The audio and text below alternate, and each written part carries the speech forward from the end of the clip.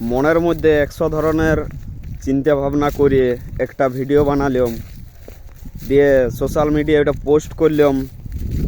কিছুদিন 2-1 দিন চেক করছি ভিউ আসছে নাই, মোটিভেশনটা হারাই ফেললাম। এইভাবে ভিডিও বন্ধ করে দিলে চলবে না ভাই। রেগুলার ভিডিও কর।